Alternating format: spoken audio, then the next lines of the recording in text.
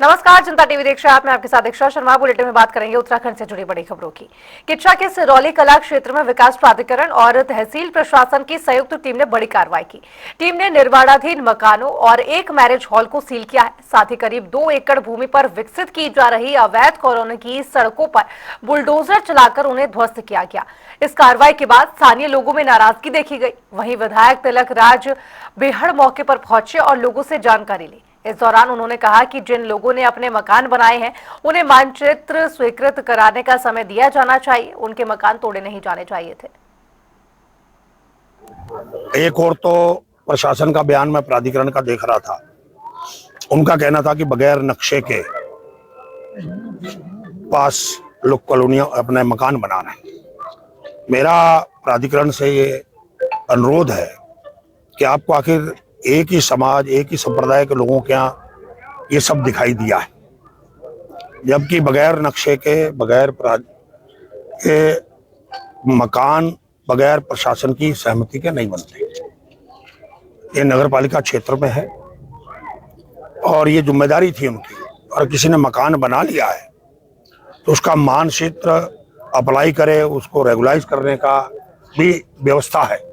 और खाली यही नहीं है, पूरे रुद्रपुर क्या, गदरपुर क्या, पूरा जिला क्या, उत्तराखंड क्या, रामनगर क्या, हल्द्वानी क्या, सब जगह पर ऐसी जमीनें हैं जहां लोगों ने मकान बना रखे हैं। 10 रुपए के स्टाम्प पर इस जिले के अंदर कितनी जमीनें हैं सबको पता है, सब लोग जानते हैं बिकी हुई। खाली सिरौली कला को ही टारगेट किया जा रहा है, ये अच्छी बात नहीं है। इस पे जिलाधिकारी पुनर्विचार। रजिस्ट्री कई जगह पर हो रही, कई जगहों पर नहीं है। अभी एक व्यक्ति ने कहा मुझको, जिसका अभी चारों तरफ से दीवार और शेड पड़ा है, उसका कहना है कि मेरे पास रजिस्ट्री है, सब कुछ है, मानचित्र पास नहीं है। ठीक है, मानचित्र पास कराएगा। किसी की बिल्डिंग बन चुकी है, बिल्डिंग तोड़ने का तो आपको अधिकार नहीं है। आप नियमानुसार कार्रवाई करिए, चालान करिए, उस पर कार्रवाई हो। और नगर पालिका के खिलाफ भी, कौन एसडीएम था, कौन ईओ था, उसके खिलाफ भी कार्रवाई होनी चाहिए ना। जाएंगे तो मेरा ये कहना है कि ये जानबूझकर हो रहा है, भय का वातावरण पैदा किया जाए। लोगों को डरने की जरूरत नहीं है। हम जिलाधिकारी से मिलेंगे, जरूरत पड़ेगी मुख्यमंत्री से बात करेंगे और आवश्यकता पड़ेगी आंदोलन के रूप में भी लड़ाई को लड़ेंगे। तो वहीं मसूरी में 2 दिवसीय प्रवास के बाद रक्षा मंत्री राजनाथ सिंह दिल्ली रवाना हो चुके हैं। प्रस्थान से पहले उन्होंने पोलो ग्राउंड में स्थानीय जनप्रतिनिधियों और कार्यकर्ताओं से मुलाकात की। इस दौरान कैबिनेट मंत्री गणेश जोशी और पालिका अध्यक्ष मीरा सकलानी ने मसूरी में विकास से जुड़े मुद्दों पर विस्तृत ज्ञापन सौंपा, जिसमें लंढौर छावनी क्षेत्र का बाईपास और सैनिक स्कूल की मांग शामिल रही। वहीं रक्षा मंत्री ने सभी प्रस्तावों पर कार्रवाई का आश्वासन दिया है। देखिए, राजनाथ सिंह जी का उत्तराखंड से एक विशेष लगाव है। इस राज्य को बनाने का प्रस्ताव जो उत्तर प्रदेश की विधानसभा में पास हुआ था, तब आप उत्तर प्रदेश के मुख्यमंत्री थे। अगर ये बिल पास नहीं होता तो सही राज्य नहीं बनता। उस राज्य बनाने का श्रेय भी जहाँ अटल जी को जाता है, उसको राजनाथ सिंह जी को भी उसका श्रेय जाता है। और आज 2 दिवसीय दौरे के बाद वो वापस लौटे हैं। हमने अपने चेयरमैन और सभी कार्यकर्ताओं के साथ उनसे मुलाकात की। हमारे चेयरमैन ने मसूरी से संबंधित 2 ज्ञापन जो रक्षा, उन्होंने एक मांग की कि हमारा जो लंडौर कैंट का एक मार्ग है, बाईपास मार्ग अगर बन जाएगा तो लोगों को आने जाने में सुविधा होगी। वहाँ पर जाम लगा रहता है। और दूसरा जो सर्वे ऑफ इंडिया की खाली ज़मीन है, वहाँ पर सैनिक स्कूल की मांग मीरा जी ने की है और हमें पूरा भरोसा है कि उसके सकारात्मक परिणाम हमारे सामने आएंगे। और इस अवसर पर हमने जो हमारा वो है ब्रह्म कमल, उनको भेंट किया है। और सरकार से उन्होंने इनके ज्ञापन देते ही अपने पीएस को कहा कि इसको देखो, इस पर कार्रवाई करो। तो इस बात का संकेत है कि उत्तराखंड से जो उनके हम लगाव की बात करते हैं वो साफ दिखाई दिया। राजनाथ सिंह जी को मैं बहुत पुराना परिचय है। 94 से मैं जब युवा मोर्चे का जिले का अध्यक्ष होता था और एक कार्यक्रम में उस टाइम हवाई जहाज नहीं होते थे और ट्रेन जो सुबह 8 बजे हावड़ा पहुंचती है, वो शाम को 4 बजे पहुंची और उसके बावजूद भी हॉल पूरा भरा हुआ था। युवा मोर्चा का कार्यक्रम संपन्न हुआ तो तब से मैंने उनको देखा है कि वो कार्यकर्ताओं से को बाय नेम जानते हैं और बड़े धैर्य के साथ उनकी बातों को सुनते हैं। कि माननीय रक्षा मंत्री राजनाथ जी का 2 दिवसीय दौरा था मसूरी का और उसी दौरान कार्यकर्ताओं से मिलने का कार्यक्रम भी था और माननीय मंत्री जी के साथ पालिका के द्वारा दो तीन प्रस्ताव माननीय रक्षा मंत्री जी के सामने रखे गए हैं। पहला तो यहाँ पे जो सर्वे की जो लैंड है यहाँ पे जो जिसका किसी तरीके का कोई यूज़ नहीं है, बिल्डिंग्स हैं, फील्ड हैं, लेकिन सर्वे ऑफ इंडिया के होने के वजह से उसका किसी तरीके का यहाँ पे यूज़ नहीं हो पा रहा है। तो हमने एक प्रस्ताव दिया है माननीय रक्षा मंत्री जी के सामने कि आप अगर यहाँ पे एक सैनिक स्कूल खोल देंगे तो उसका एक अच्छा यूज़ हम कर पाएंगे। दूसरा, लंडौर वाला जो एरिया जो जाम की स्थिति में रहता है हर वक्त, तो हमने एक प्रस्ताव दिया है कि अगर कैंट से लेकर के नीचे जबरखेत तक का जो बाईपास मार्ग है, अगर उसको खोलने की अनुमति दी जाए तो वहाँ से हम वन वे कर सकते हैं ट्रैफिक को, तो उससे लंडौर वाले एरिया में जो ट्रैफिक जाम की जो समस्या है उससे निजात मिल सकती है। तो ये 2-3 प्रस्ताव थे जो माननीय राजनाथ जी के सामने हम लोगों ने रखे हैं और उन्होंने आश्वासन भी दिया है कि इन प्रस्तावों पे हम गंभीरता से विचार करेंगे।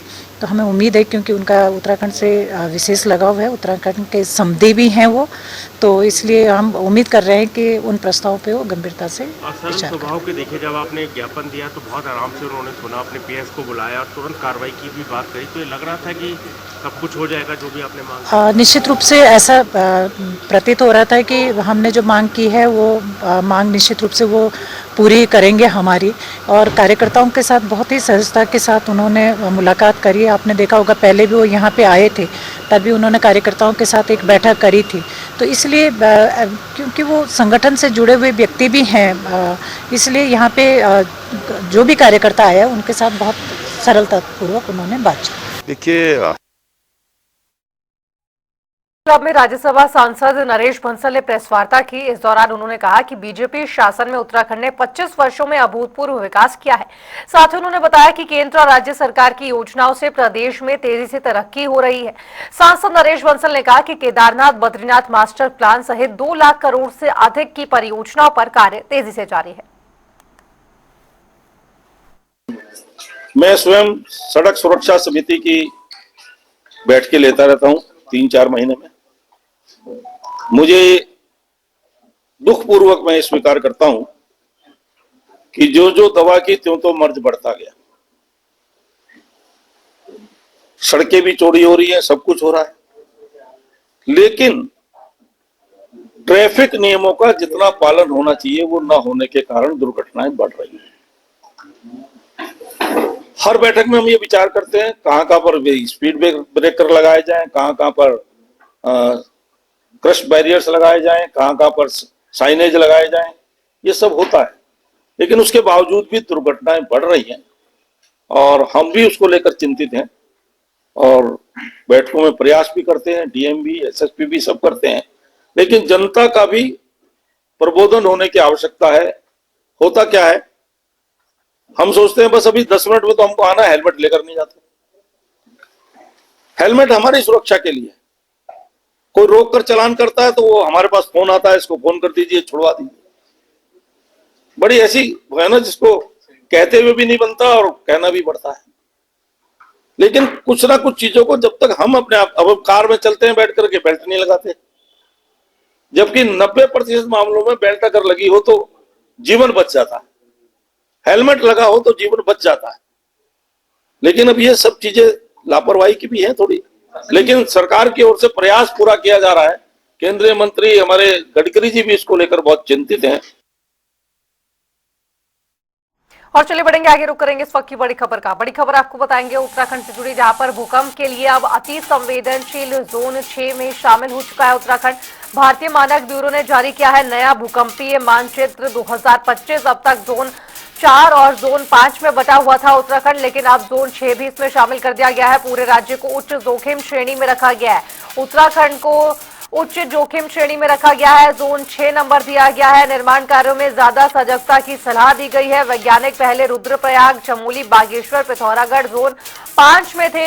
उत्तरकाशी, टिहरी, देहरादून, हरिद्वार भी जोन 5 में शामिल थे, लेकिन अब नया वर्गीकरण दर्शाता है कि राज्य का बढ़ता भूकंपीय खतरा है। सुरक्षित निर्माण मानकों का पालन करना अनिवार्य हो जाता है। सुरक्षित निर्माणों का मानकों का जब पालन होगा तो जो घटनाएं हैं वो कम होंगी। सरकार और विशेषज्ञों ने सतर्कता बरतने की अपील की है।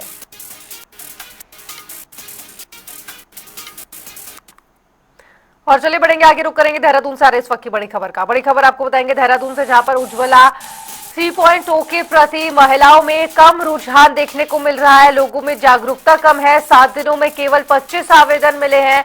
जिला पूर्ति कार्यालय ने पंचायतों और निकायों को भेजा पत्र है। देश भर में 40 लाख उज्ज्वला कनेक्शन का लक्ष्य रखा गया है। फर्जी कनेक्शन रोकने को औचक निरीक्षण की तैयारी की जा रही है। उज्ज्वला कमेटी 5% कनेक्शनों की जांच भी करवाने के लिए तैयार है। ये बड़ी खबर आपको बता रहे हैं देहरादून से, जहां पर उज्ज्वला 3.0 के प्रति महिलाओं में कम रुझान है और इसका मुख्य कारण ये है कि कम जानकारी उनके पास पहुंचती है। पहाड़ में जो गांव है वहां पर कम जानकारी होती है और गैस को वो लोग महंगा समझते हैं, जिसके चलते ये आवेदन जो है लगातार कम होते जा रहे हैं। देश भर में 40 लाख से ज्यादा उज्ज्वला कनेक्शन का जो लक्ष्य है वो रखा गया है, लेकिन फर्जी कनेक्शन को रोकने के लिए भी उज्ज्वला कमेटी 5% कनेक्शनों की अब जांच करवाने का काम करेगी। उज्ज्वला 3.0 के प्रति महिलाओं में कम रुझान है। 7 दिनों में केवल 25 आवेदन पहुंचे हैं। कहीं ना कहीं ये दर्शाता है कि लोगों के पास जानकारी कम है और लोग अभी भी, जो पुराने लोग हैं या फिर जो गांव में लोग रह रहे हैं, ग्रामीण जो रह रहे हैं, वो अभी भी चूल्हे पर खाने बनाने को ज्यादा तवज्जो दे रहे हैं।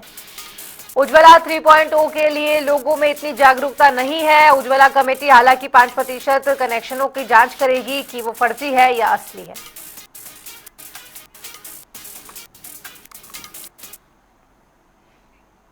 तो वहीं मसूरी मॉल रोड पर प्रशासन ने अतिक्रमण विरोधी अभियान चलाया है। एसडीएम राहुल आनंद की अगुवाई में दुकानों के बाहर रखा सामान, अवैध दुकानें और सड़क पर खड़ी गाड़ियों पर सख्त कार्रवाई हुई। साथ ही दून व्यू पॉइंट को ढककर लगाई गई दुकानें हटाई गई और कई वाहन को भी हटाया गया। एसडीएम ने चेतावनी दी है कि मॉल रोड की सुंदरता और व्यवस्था बिगाड़ने वालों पर रोजाना कड़ी कार्रवाई की जाएगी।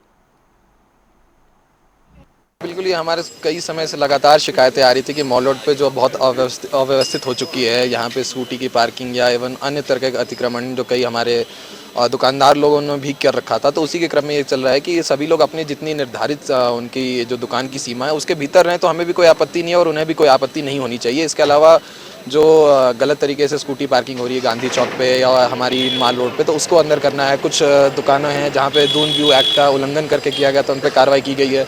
इसके अलावा जो हमारे पटरी है वाले व्यापार वाले जो हैं, इनके लिए भी हमने एक टीवीसी की जो है सत्यापन की कार्रवाई पूरी हो गई है। जगह वेंडिंग उनका चयन भी हो रहा है, ऑलमोस्ट हो जाएगा। और परसों की बैठक हमने सोमवार की बुला रखी है, उसमें इनका भी जो इसके ऊपर फाइनल निर्णय लिया जाना है कि कितने लोग इसमें एलिजिबल हैं, उन्हीं को यहाँ पे व्यापार करने की, पटरी व्यापार करने की अनुमति दी जाएगी। इसके अलावा यही कहना है कि लगातार ड्राइव जारी रहेगी जब तक ये पूरी तरह से माल रोड हमारी सुव्यवस्थित ना हो जाए। प्रतिबंधित समय पे वाहन भी चल रहे हैं माल रोड पर, तो क्या उसको भी देखा गया? बिल्कुल, ये जो हमारी है कि जो आवश्यक है केवल वही चलेंगी, बिना अनुमति के जो लोकल्स हैं उनको चलने की है। बाकी रेंटल स्कूटीज़ पे सबसे स्पेशली कार्रवाई की जाएगी, क्योंकि इनको कहा गया है कि इनका प्रतिबंधित समय में ये नहीं आ सकते हैं। जो भी इसमें ऐसे मिलते हैं या जिनके पास भी जिन्होंने फॉर्जरी करके लाइसेंस लिया है, उनके ऊपर लाइसेंस कार्रवाई की ही लाइसेंस निरस्तीकरण की कार्रवाई की जाएगी।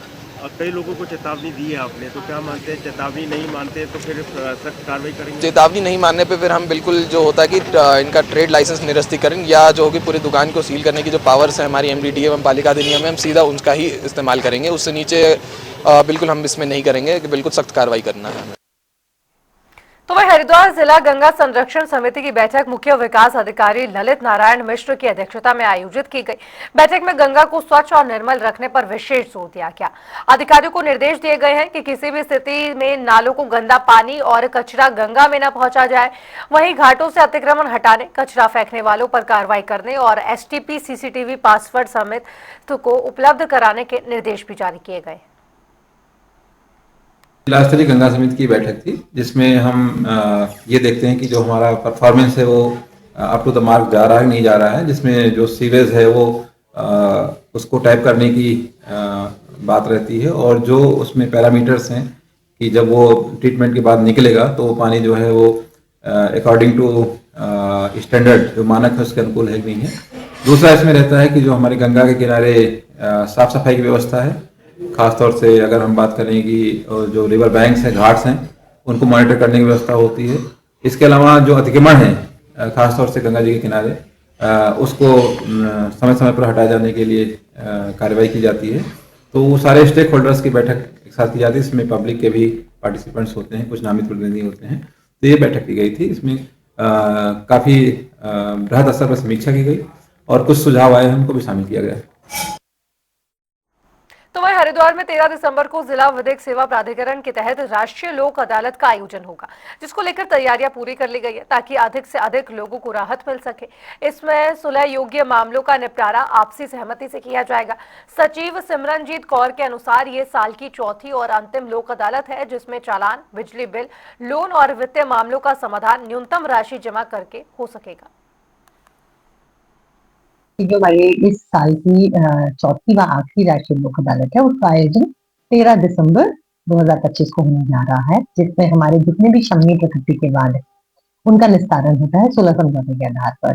तो इसमें हमारी जनरली बेंचेस बनती हैं, जिसमें एक न्यायिक अधिकारी और एक अधिवक्ता होते हैं, जो कि एक बेंच के फॉर्म में, एक पीठ के फॉर्म में इन मामलों को दोनों पक्षों की आपसी सहमति से इनका निस्तारण करते हैं।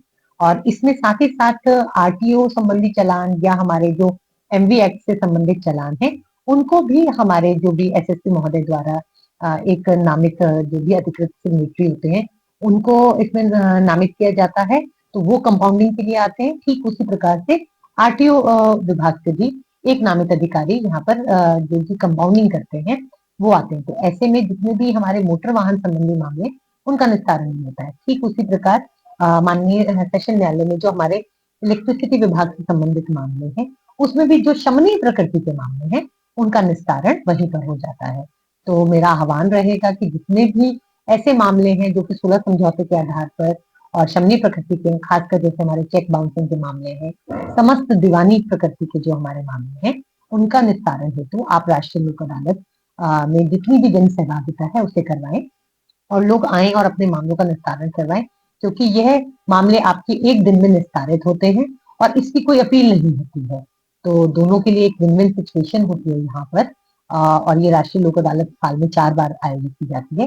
तो इस वर्ष की जो चौथी और आखिरी राष्ट्रीय लोक अदालत है वो 13 दिसंबर 2025 को आयोजित होने जा रही है। यहाँ पे हमारे जो बाह्य न्यायालय है रुड़की और लक्सर, वहां पर भी इसका आयोजन ठीक इसी प्रकार से होगा जिस प्रकार से हमारे हेडक्वार्टर पर होगा।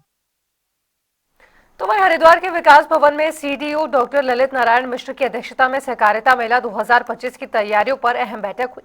ये मेला 2 से 8 दिसंबर तक ऋषिकुल मैदान में आयोजित किया जाएगा। इसमें छात्र, युवा, किसान और स्वयं सहायता समूह की महिलाएं शामिल होंगी। अंतर्राष्ट्रीय सहकारिता वर्ष के अवसर पर आयोजित ये मेला सहकारिता योजनाओं और अवसरों के व्यापक प्रचार का मंच बनेगा। हमारे जनपद में सहकारिता मेला 2025 का आयोजन किया जा रहा है और ये 2 तारीख से 8 तारीख तक ऋषिकुल मैदान में आयोजित किया जाएगा। और इसमें विभिन्न समूह के और विभिन्न वर्गों के लोग पार्टिसिपेट करेंगे, जिसमें स्टूडेंट से लेकर युवा और किसान और समूह की महिलाएं सब शामिल होंगी। और इसका उद्देश्य है कि सहकारिता की जो हमारी थीम है उसको व्यापक स्तर पर प्रचारित प्रसारित किया जाए, क्योंकि ये वर्ष अंतर्राष्ट्रीय सहकारिता वर्ष के रूप में मनाया जा रहा है, इसलिए इस मेले की महत्ता बढ़ जाती है। और हम उम्मीद करते हैं कि इसमें बढ़ चढ़ के पार्टिसिपेशन होगा और लोगों को इसका लाभ मिलेगा। आज यहाँ विकास भवन में जो बैठक आयोजित की गई है, हमारे इस हरिद्वार जनपद में एक सहकारिता मेले का आयोजन किया गया है 2 तारीख को, जिसका उद्घाटन माननीय मुख्यमंत्री जी करेंगे और माननीय सहकारिता मंत्री जी इस उद्घाटन कार्यक्रम में रहेंगे। ये ऋषिकुल मैदान में चलने वाला ये सहकारिता मेला 2 तारीख से 8 तारीख तक चलेगा। प्रातः 10 बजे से रात्रि 10 बजे तक चलेगा और इसमें सहकारिता को बढ़ाने के उद्देश्य से कई तरह के सांस्कृतिक कार्यक्रम होंगे, कई तरह के स्टॉल सरकारी लगाए जाएंगे। जो हमारे स्थानीय उत्पाद हैं स्थानीय कृषकों के जो उत्पाद हैं स्वरोजगार को बढ़ाने के लिए, उनको आत्मनिर्भर बनाने के लिए अनेक ऐसे प्रकल्प जिनका आयोजन हमारे वहाँ पर मेले में होगा। अनेक सांस्कृतिक कार्यक्रम होंगे, चूंकि हरिद्वार योग नगरी है तो योग से जुड़े हुए कार्यक्रम भी वहाँ पर होंगे। महिला मंगल दल, युवा मंगल दल द्वारा भी अपनी प्रतिभाओं का वहाँ प्रकटीकरण किया जाएगा। तो निश्चित रूप से इस हरिद्वार की पावन धरा पर 2 तारीख से लेकर 8 तारीख तक एक ऐतिहासिक सहकारिता मेला आयोजित होने जा रहा है। तो उधर हरिद्वार में जिलाधिकारी के निर्देश पर एआरटीओ निखिल शर्मा के नेतृत्व में टीम ने नेशनल हाईवे 334 के हरिद्वार फैरोपुर खंड का निरीक्षण किया। इस दौरान कई तिराहों और साथ ही घनी आबादी वाले क्षेत्रों में भारी ट्रैफिक दबाव, क्षत्रिय संकेतक और सुरक्षा जोखिम पाए गए। साथ ही blinker, rumble strips, speed limit board और अतिक्रमण हटाने की जरूरत चिन्हित की गई। सर का जो हमारा राष्ट्रीय राजमार्ग है उसमें हरिद्वार से फेरीपुर तक का जो सेक्शन है उस पे आज परिवहन विभाग, पुलिस और पीडब्ल्यूडी की टीम ने एक संयुक्त निरीक्षण किया है, जिससे कि वहाँ पे हो रही दुर्घटनाओं के कारण जाना जा सके और उनके निराकरण के लिए क्या क्या सोल्यूशन वहाँ पे किए जा सकते हैं, उसकी एक संस्तुति की जाए। जो हमारी रोड सेफ्टी कमेटी होती है उसके समक्ष ये संस्तुति की जाएगी और वहाँ पे इस रिपोर्ट के अनुसार उस रोड पे सेफ्टी मेजर्स लेने के फैसले लिए जाएंगे। सर आने वाले अभी जितने भी हमारे यहाँ पे रोड्स हैं फंक्शनल हैं, चाहे वो स्टेट हाईवेज हो, चाहे वो नेशनल हाईवेज हो या चाहे वो डिस्ट्रिक्ट रोड्स भी हो, हम एक अभियान के तौर पे सभी रोड्स का निरीक्षण करेंगे। अभी ये जो हमारा पर्टिकुलर मार्ग है इस पे ज्यादा एक्सीडेंट्स की खबरें जैसे कि आ रही हैं पिछले कुछ दिनों में। अभी परसों भी वहाँ पे एक एक्सीडेंट हुआ था, तो वहाँ के जो स्थानीय लोग हैं उनकी भी एक मांग थी और उस स्थान पे बहुत सारे स्कूल्स भी हैं, तो इन्हीं सब चीजों के मद्देनजर आज वहाँ पे ये प्राथमिकता के साथ निरीक्षण किया गया है और जल्दी ही जो भी सुधार इसमें रिकमेंड किए जाएंगे वो रिपोर्ट रख दी जाएगी डिस्ट्रिक्ट रोड सेफ्टी कमेटी के सामने और उसमें जो भी सुधार होंगे उन पे इम्प्लीमेंट किया जाएगा। और चलिए रुक रहे एक छोटे से ब्रेक के लिए, आप देखते रहिए जनता टीवी।